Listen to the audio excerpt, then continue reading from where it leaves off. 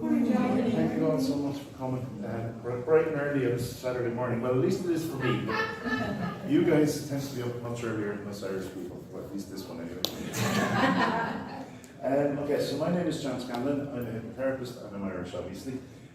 My primary area of focus is trauma.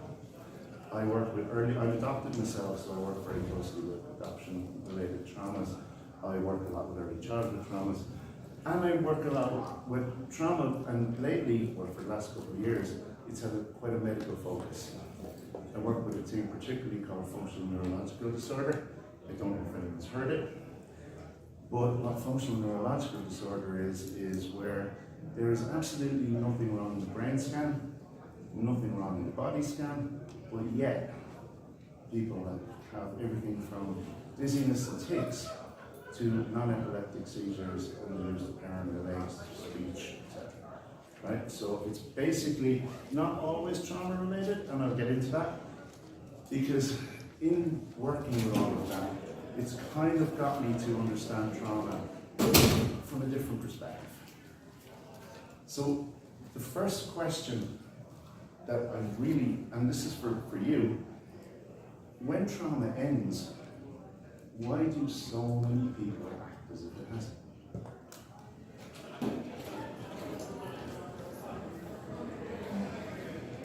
Morning.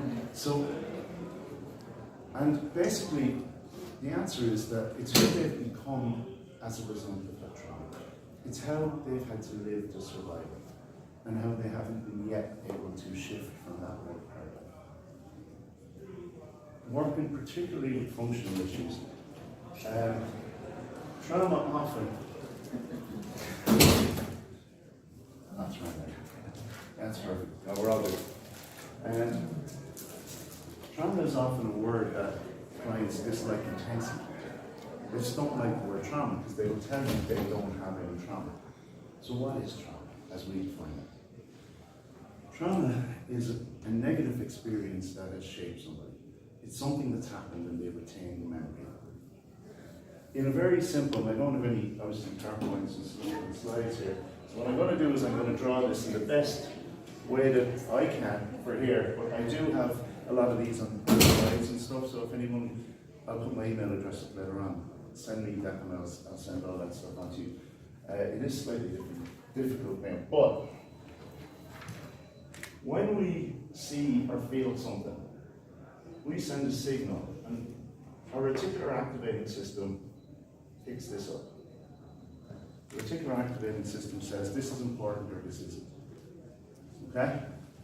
It sends a signal to the brain, which is now split in two. And this is the logical part of the brain. And this is the emotional or unconscious part. The logical part of the brain says, this is X. This is exactly what it is. You, me, and everyone in this room would agree on what that is. This part of the brain says, this means Y. This is what it means for me. That will then send a signal to our amygdala, which everybody will presumably be familiar with, which is our fight, flight, freeze mechanism, which then determines whether we regard it as safe or not, whether we regard it as familiar or not. It will then send a signal down to our brainstem, which sends a signal down to our autonomic nervous system, which goes down into sympathetic or parasympathetic, rest and relax, or stress, fight or flight. Right? Normally, for people with functional issues, this is permanently on alert. The amygdala is permanently on alert. And it sends a signal all the way down, so the sympathetic nervous system becomes like a fast-flowing river that overflows. The signals never get to where they're meant to go. Sorry about the drawings here, but it's the best I can do with what I got. This is like a wide, gentle river, right? And that's where we want people to be. But two things happen en route here. One is we've given it a meaning, and the other is it's become familiar. And the nervous system works on familiar, so does the unconscious mind. Neurons that wire together fire together. It becomes an automatic process. And even when we break the wiring and firing, the nervous system still regards something that's familiar, so we've got to break the pattern, and familiarity has got to become re-established with something that we want. So, but in trauma, or in, say, functional issues in particular, one of the things I've learned is that people will tell you they don't have trauma. Now, they've probably all gone through medical trauma, but they don't see it as trauma. So the definition of trauma to the general public, a lot of people will see it as, I was involved in a car crash, or I witnessed a murder, or whatever it is, something big, huge, and dramatic. But trauma doesn't have to be that. So I often use the words retained negative experience with clients. It's just a retained emotion. The one thing that when we change everything, instead of sending stuff down here, or sorry, down the sympathetic nervous system, sends it all down the parasympathetic, the one thing that when we changes everything, is meaning. Once we change the meaning of something, we absolutely change every single thing. The reticular activating system updates. It now becomes looking for different things. The amygdala updates, sees things as familiar and safe. So meaning is changing. Once we change meaning, we change everything. And that applies in all forms, whether it's early childhood trauma, or whether it's medical related trauma, or anything. What I want you to do, if you're okay with this, because there will be kind of, you're not going to sit here for an hour and do nothing. Because you're on board. I run a conference, I know what it's like to sit in the crowd and go, ah! Right? I always want people. So can I get you to close your eyes for a moment, right?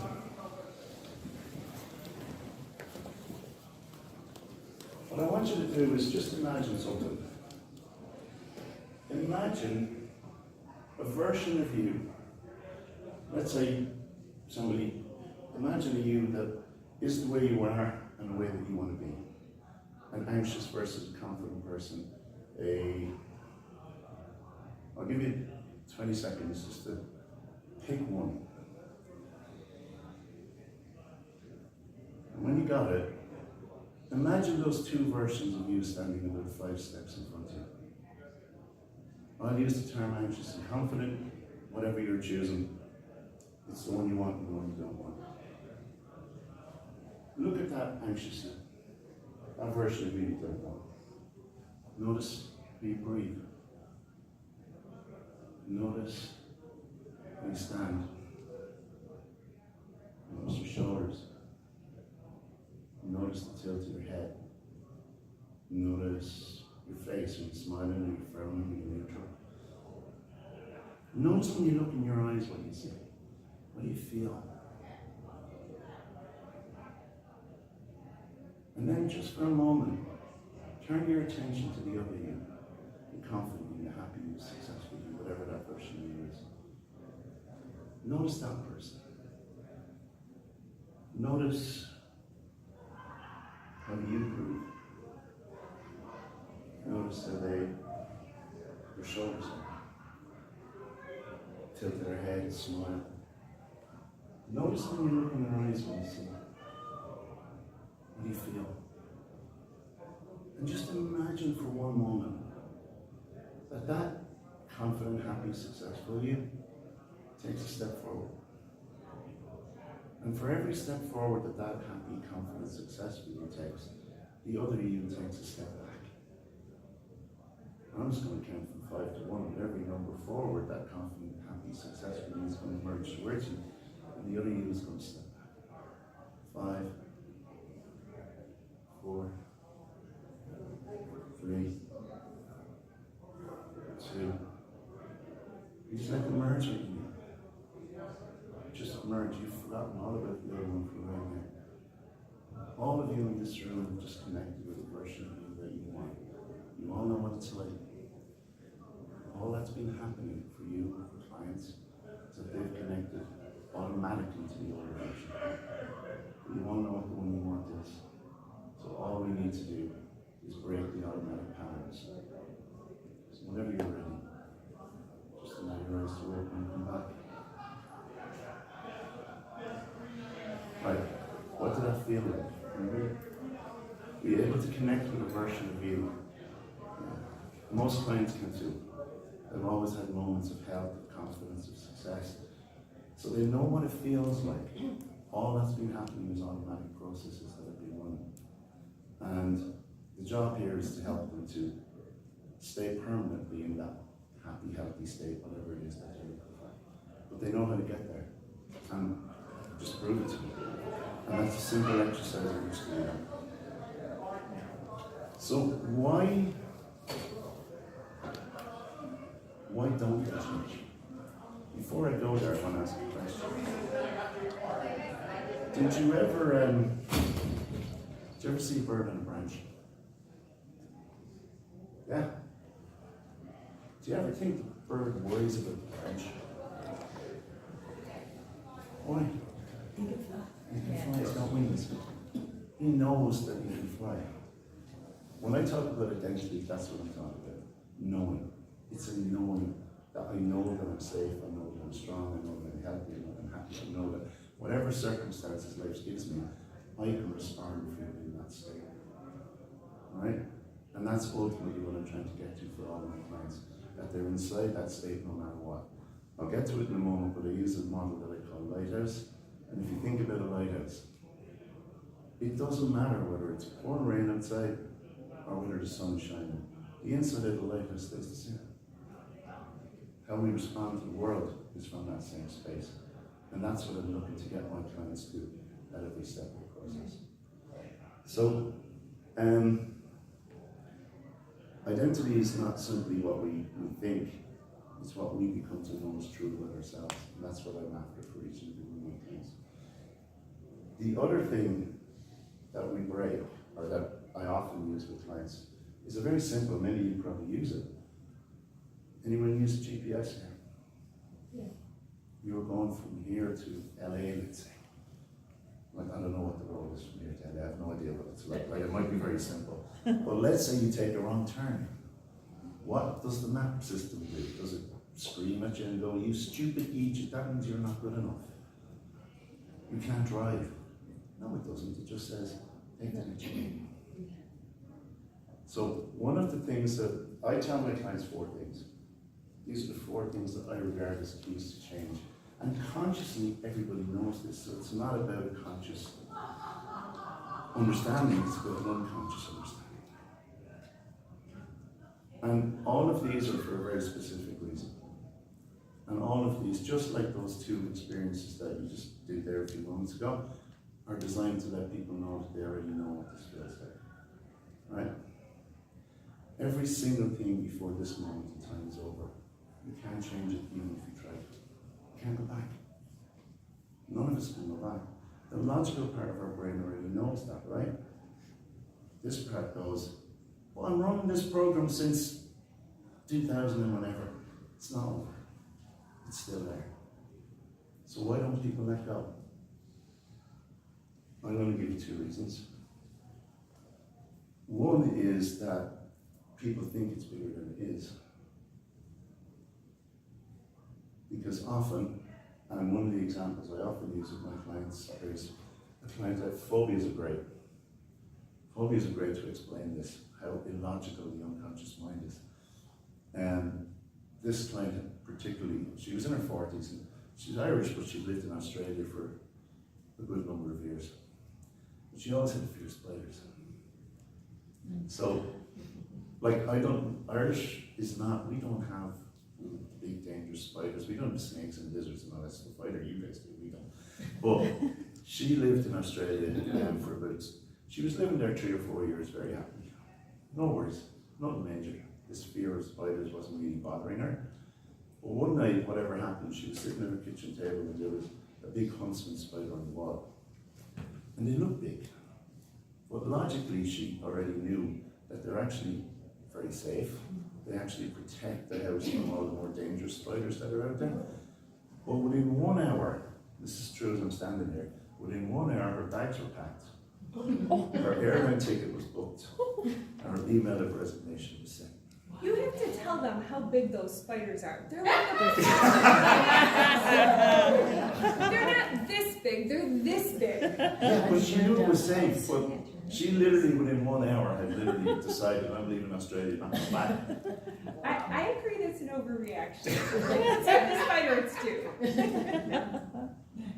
And I get that. But she came back and she said, I want to get over this fear of spiders. It's paralyzing. Particularly around September when the spiders are everywhere. So when she was 3 years of age, her grandmother had a panic attack in the kitchen. 2 days later, she sent me a video of her catching spiders in the garden. It's not that she was 3 when she was sitting at that kitchen table, but she acted like she was. The unconscious mind was making a decision that acted from a 3-year-old state. Why? Because she went into pure fight or flight based on the meaning that she gave that spider, based on something that happened in the street. So she thinks it's bigger than it is.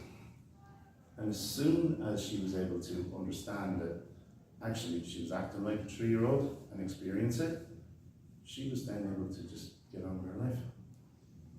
Right? But it also goes to show you how illogical the unconscious mind can be, and one of the reasons why people don't change.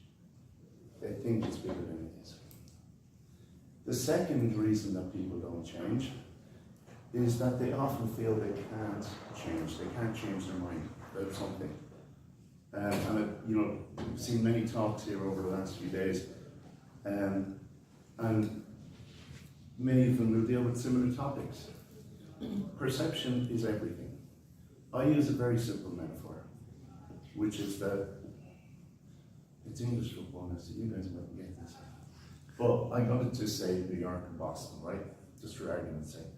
But let's say it's the equivalent of an intense rivalry between New York and Boston, right? I'm a Manchester United fan who's grown up as a Manchester United fan all my life. And my friend is a Liverpool fan. And the two of these guys dislike each other intensely. And I grew up in the 80s where all my friends were Liverpool fans, so they were winning all the time. So I was like, very sad. So anyway, the game was played one day and Philip and I watched this game together. And Liverpool beat us 7-0, one of the worst things we've ever had. And I just went, like this, and he's dancing. And my clients all look at me and go, oh, poor John. But guess what? We both saw the exact same thing. Everything was the meaning we gave the game. Every single thing was what the meaning that we had. And I was suddenly able to shift from spending 2 to 3 hours a week watching this team to kind of deciding I was going to be neutral about it and not bother it anymore.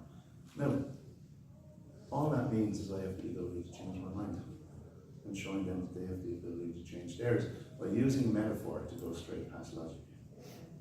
Right? And so those 3 things of clients understanding that, and there's a very simple exercise, and I don't know if anyone has done it. You've probably heard this story, but you know how to catch monkeys in the South Pacific? Some do, some don't. So here it goes. They put a stick on the ground and they put a coconut on it. They cut a hole and they put food in. And the monkey comes along, smells the food, puts the hand in. It's a bit like, they have a choice, don't they? To either keep it or let go.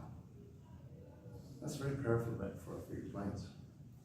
But there are the 4 steps that I use to clear most traumas, because I use a lot of content-free hypnosis because of trauma and stuff that I've gone through myself and a lot of stuff my clients have gone through.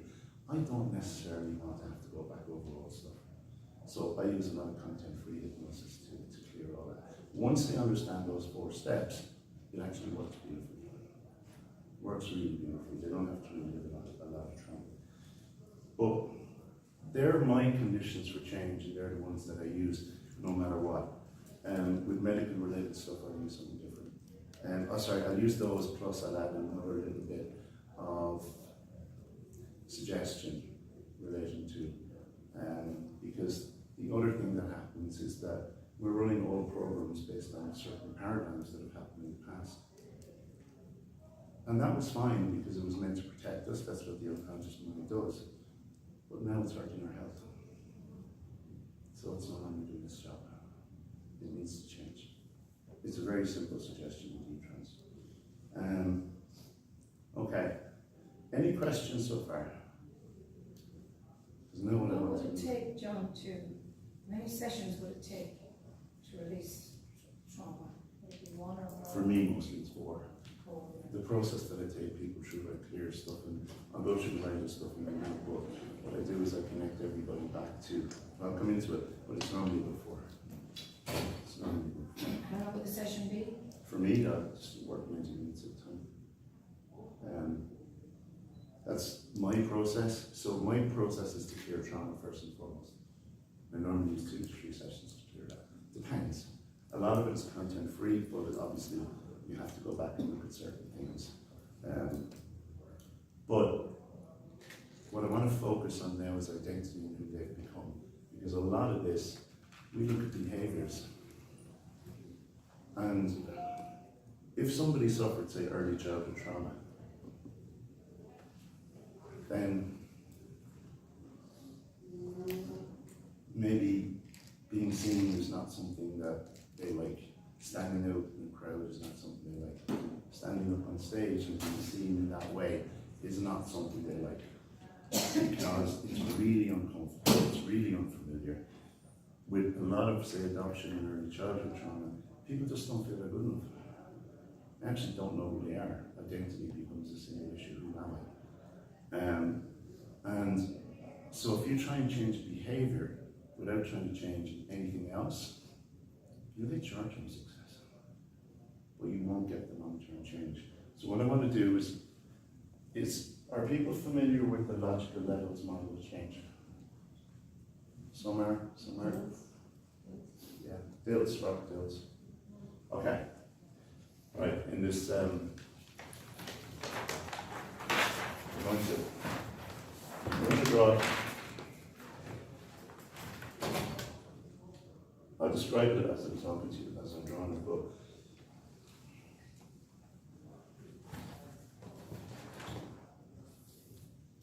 I'm going to just draw it like this. The first level is environment.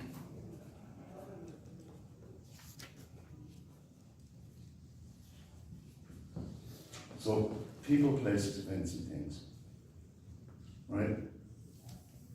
Up to 7, the unconscious mind is the primary mind that exists. You don't really have a decision-making function in your head. So we absorb from all the adults in our lives and the significant adults and for all the things that happen to us.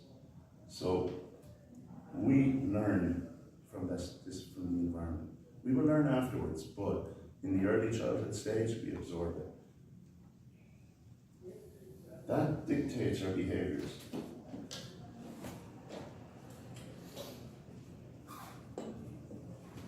We learn our behaviours in that environment. We learn what works, what doesn't work, we learn what's acceptable, we learn what we're capable of. Right? The more we do those, they become our beliefs. I believe I can do this, I believe I can do that. And then we wrap our values around that. Something becomes important. If I'm socially anxious, I'm going to protect my peace. Peace is going to be important to me. So, like many clients go, I hate going out. You tell me something I've got to go out tonight, or in a week's time, I'm panicking for the week. Protect my peace. It's not the behavior. It's the... That becomes identity. Sorry, my writing is absolutely terrible. Looks good from here, John. Right. Oh, have you got it? Here we go. Fellow Irishman, have to look after him. Right. What's identity?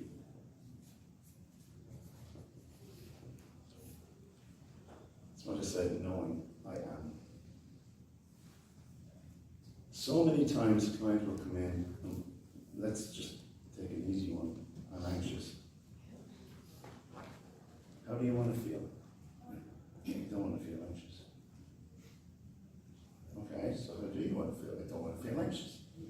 Right? They don't know how they want to feel because all they can focus on is the anxiety. Anyone ever done positive affirmations? Yeah. Yeah, sure. How are you asked to construct them? I am. In the positive, in the present, yeah? Yes. The English language is a wonderful communications tool. Except, in Irish, and two people here will know the answer to this, or will know how to say it, probably better than me actually, we would use the term tá imní orm, sorry, which means anxiety is upon me, anxiety is with me. In English, we go, I am anxious. I own it. I own my anxiety, that's who I am. It's my identity. It's the words we use. They are more powerful than we realize. So you're trying to change the behavior of anxiety without necessarily changing anything further up that chain, you're going to run into trouble. You will get short-term pain. Like we did at the very beginning, those two separate emotions, the two states that you felt, you know what it feels like to feel confident or whatever that emotion is, or that state is, but we default back to the other one. So you know you can get the short-term change, but the long-term change you've got to change further up that state. You've got to change more than just the behavior. You have to change everything else that goes with it. The reason people don't change is those three things that I said, are two things. They think change is hard, and they think it's bigger than it is. They don't think they can change anything. But once we can start to break those down, then we begin to change these levels. Anyone ever seen a baby hungry? Yes. Yeah? Yeah. Do they care what you're doing? Not at all. Do they? They don't care if you're watching TV, doing something else. We're born with the ability to express our wants and needs and desires. We're born confident. So how do we lose it en route?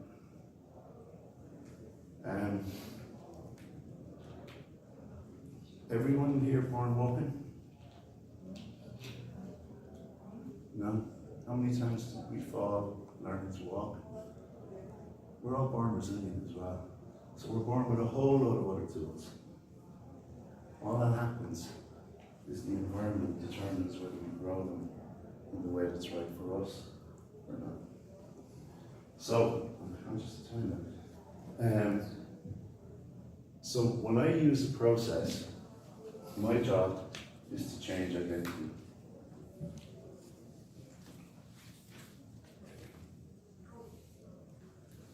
And then to begin to work down. Because often we arrive here by default. Most of us, like most of who we are, there's always things we'd love to change. For the clients that come to see us, they're coming for a specific reason, because there's something wrong, so there's definitely things that they want to change. So most of us arrive here by default. We're a product of our environment, we're a product of our childhood, we're a product of our experiences, the things we've done, the things we've seen. In working with trauma and getting people to change, ultimately this is where I'm going. The I am that they want, which then allows me to let them set the values, the beliefs, the behaviours in harmony with that. Because I can't dictate what happens to them. Like I said, they don't know. If they can't tell me what they want instead of anxiety, how can they tell me what their values are going to be? Or I can give suggestions, but if I change the identity, the rest happens well. The rest will happen before. Okay, so what I'd like to do, and I'm not going to go into a full session with this, but what I would like to do is to get everybody to close their eyes for a moment. And just feel the chair beneath you, just for a moment. Just allow yourself to just feel the chair. Notice the sounds around you, but don't let them bother you in any way. Just notice that they bring you deeper insight. And just notice the back of your eyelids. So notice what you see. And just for a moment,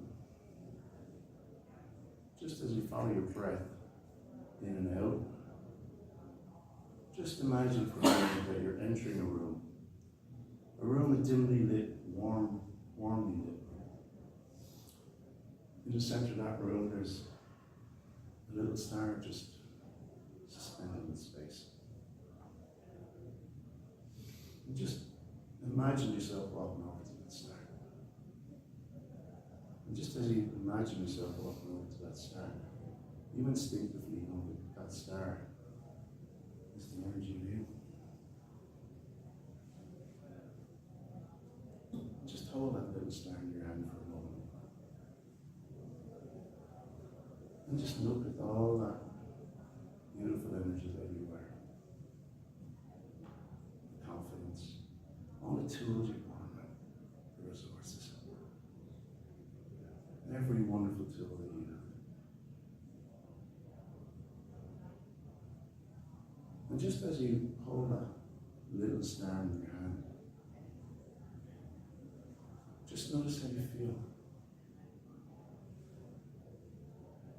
Notice the love that you feel for that little star.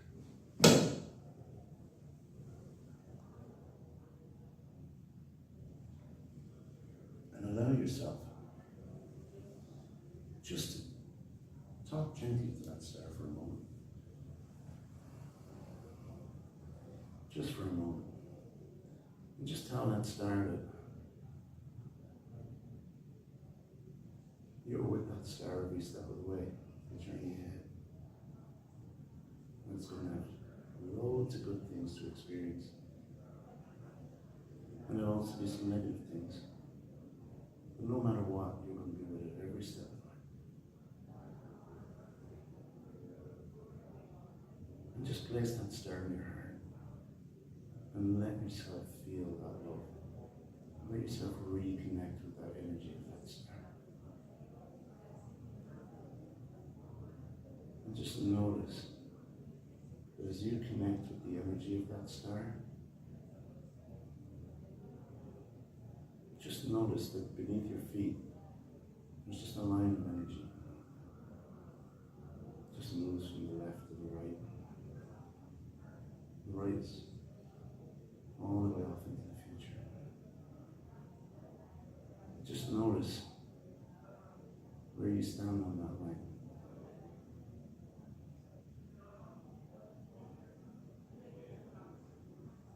And just notice that as you look to the left, you can begin to drop down to the very beginning of that line of energy. You can begin to drop down to the very beginning of that line of energy. To that moment when you took on a body. To a home that's filled with unconditional love. The love that you hold for that little star. And just be with that little star every moment. And no matter what experiences are external and are felt in the room, you're protected by this beautiful ball of unconditional energy.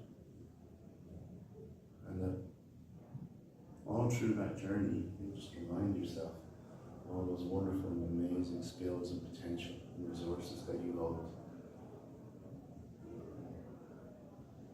And just allow yourself to be there at the very moment of your birth. To hold yourself in your arms. And to remind yourself how loved you are. How supported you are. How you're with you every step of the way. And just in your own time, just allow yourself to walk through that journey of life, stopping at every moment of success, your first words, your first steps, every moment of joy and laughter and happiness, celebrating every success that you did, and in celebrating every success, being there to support yourself through every moment of discomfort.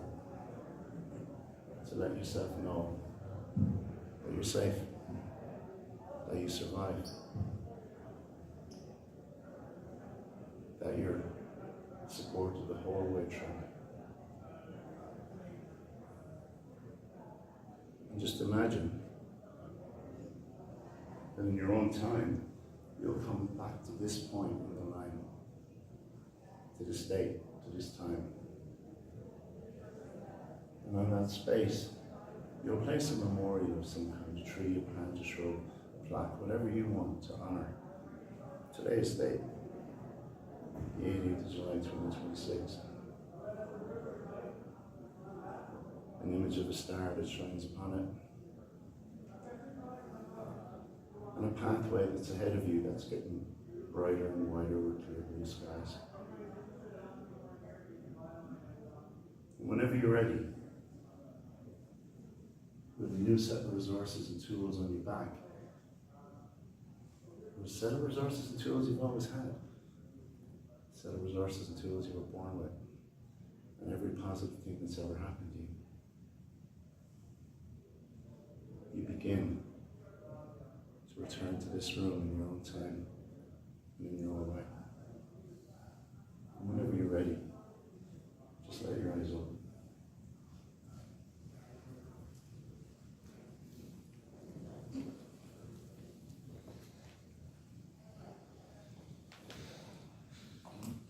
Everybody's back.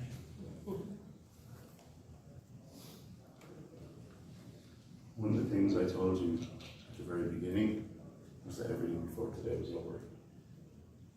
All I wanted you to do was experience how this part of the hemispheric brain can begin to accept that everything before today is over. And that can be the recipe for change. So that's what allows the change to happen. Because in the model that I use, this lighthouse that I built, to create the identity that we want, involves connecting back to the essence of who we are, which I see as a little star. And excuse my drawing, it's more like a shamrock or something, but I don't know. It's an Irish thing. Anyway, but I connect back to the essence of that star to then build the identity.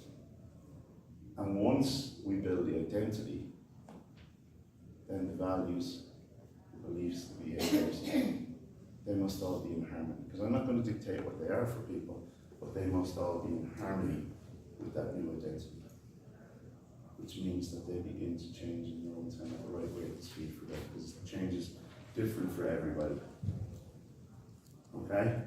Now, what I can very quickly do, because I do have 12 minutes, I think? 12 minutes? Good. Is I'm going to very quickly run through the lighthouse process, but before I do that, has anyone got any questions? Or is this clear? Yeah? Okay. In the reason, if we've cleared trauma already, there's a reason that I specifically do this. Because triggers in the environment will cause people to react. So what I'm aiming to do here is to clear the past completely. Is that all right? Now, it's a longer process. It normally takes me an hour, so I'm going to kind of quickly go through this. Is that all right? But just for you guys to experience it, and for you guys to see how it might work for you. All right? So just whenever you're ready, just close your eyes. And in closing your eyes, all I want you to do is just again feel that chair. And just allow yourself just to go deep into that, your own inner hypnosis. You all know it be there. Just run easily. Breathe. Maybe sounds breathe deeper. And just imagine for a moment that you're in a beautiful garden. Like this garden was designed perfectly for you. Colors, fragrances, sounds. Notice there's a river that runs right through the middle of it. And there's a bridge that crosses from the left to the right. And on that right side, you can see this lighthouse.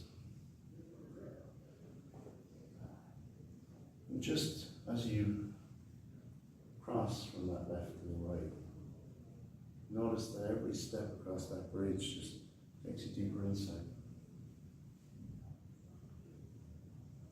Moving towards that lighthouse. And just before you step into the lighthouse, all I want you to know is that on each of these floors, we're going to have every experience and every behavior and every belief that you've ever had, all the values that you've attached. On every floor there's an incinerator, and on every floor, anything that you would not choose today, anything that you would not choose today, any experience, anything that's ever happened to you, you're just going to be given a big, huge shopping cart. You need to fill it, and we're going to incinerate it. So when you're ready, just step into that. And notice that on the first floor, all the people, places, events, and things, every negative experience you've ever had, every negative behavior that you wouldn't choose today, any behavior, even if you no longer use it, they're all hanging there. So is every positive behavior, so is every positive experience. All I want you to do is just walk around that floor that has every experience, every behavior, every negative meaning you've given anything, and place it in that shopping cart. And just for a moment, just take a minute to do that. And in doing that, just be thorough. Even if there's people you want in your life, but negative experiences with them, just remove the experience.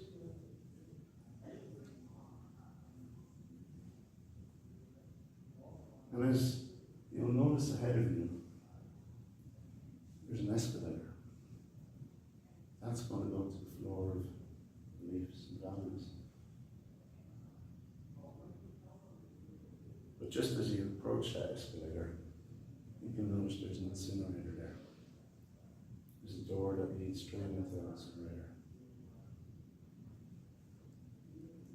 And you can open that door. You can place your shopping cart beside. You can just close that door. And then you can just press that incinerating button and watch all that stuff burn. All that old stuff that you wouldn't choose today. Any thought, any experience, any behavior, even the ones that you no longer do, but you once did. Just burn them off. And just watch them burn. And allow yourself to step onto the escalator to go up to the floor of beliefs and values. And any beliefs or values that you hold or once held, even if you no longer do, if you wouldn't choose them today, just place them in that shopping cart that you get on this floor. And just allow yourself to take all the time you need.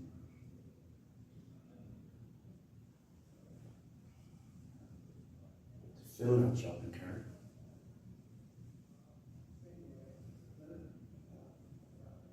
You'll notice the incinerator. You'll notice the escalator. And just as you approach that incinerator, just open the door. Put that stuff inside. Close the door, press the button, just watch it burn. Anything destroyed by fire can never be recreated in the same way. And then, just as you take that escalator up to the floor of identity, just begin to notice something. That when you look down on those floors beneath, how calm, how nice, how everything that remains is what you want. And even the sound of the phone ringing is really even deeper. Even deeper. When you get to the floor of identity, you have your I-am statements. And however way you see them, statues, pictures, images, whatever way you see it. Just take that shopping cart, fill it with the stuff you no longer want. Anything that says I'm anxious, whatever that is, I'm not healthy.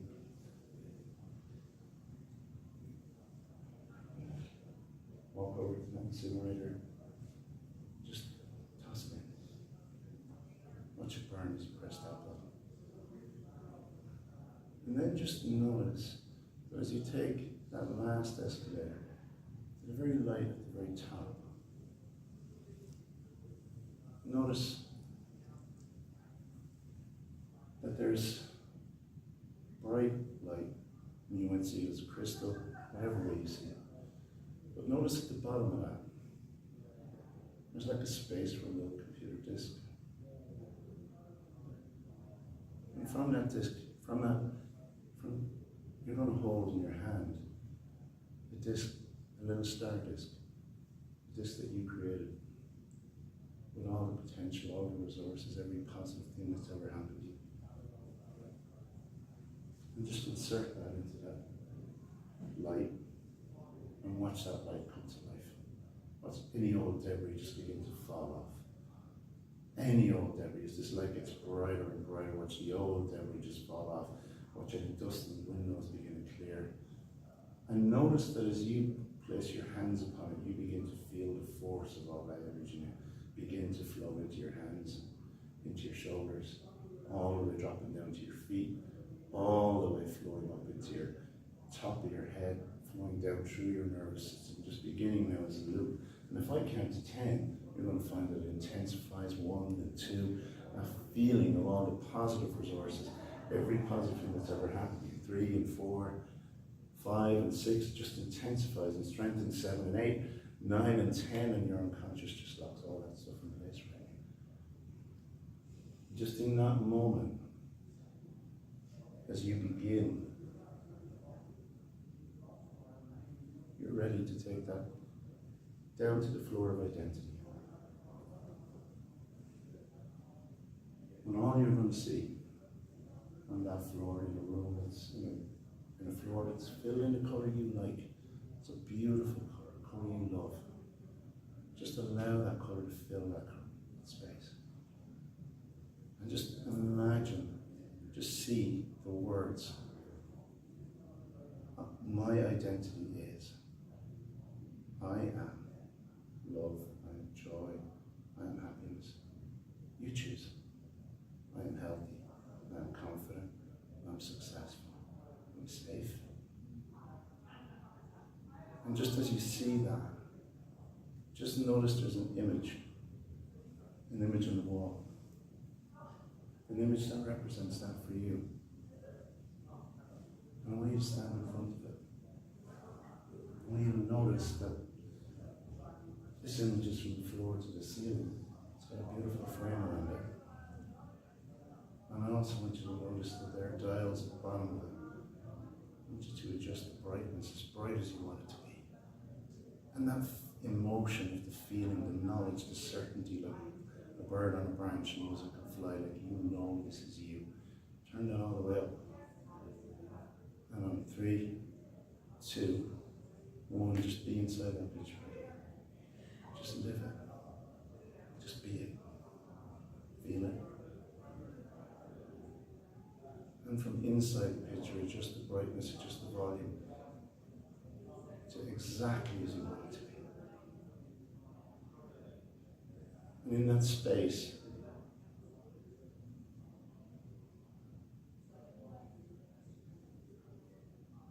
as you do that, you can begin to step from that picture knowing that this is the identity that you were choosing. And as you're going to walk down through those floors, the floors of value and beliefs, where my values and my beliefs are in harmony with my identity, the identity I choose.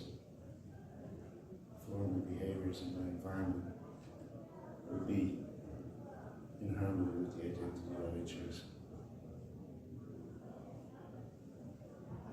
And just notice at the bottom of that, there's an image of a star, just like a Hollywood star. Just stand there. Notice the connection between the star and the crystal or the light bulb. And just be in that energy right now. And just reinforce that new feeling, that new familiarity. And whenever you're ready, knowing that you've changed in every way, just allow your awareness to return to this room, bringing back something wonderful, something new, something changed.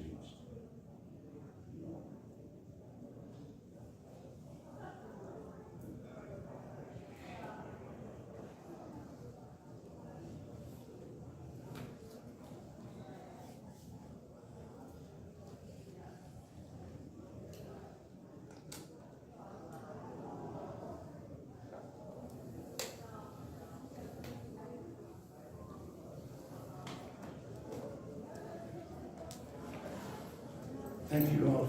I'm literally I've got a minute over time already. So I'm using that.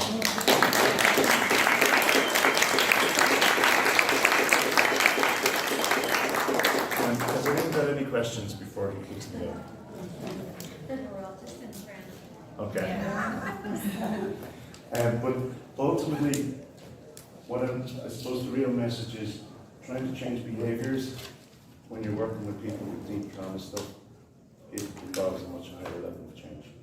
So thank you all, and Kathleen Carter, any questions? Thank you, John.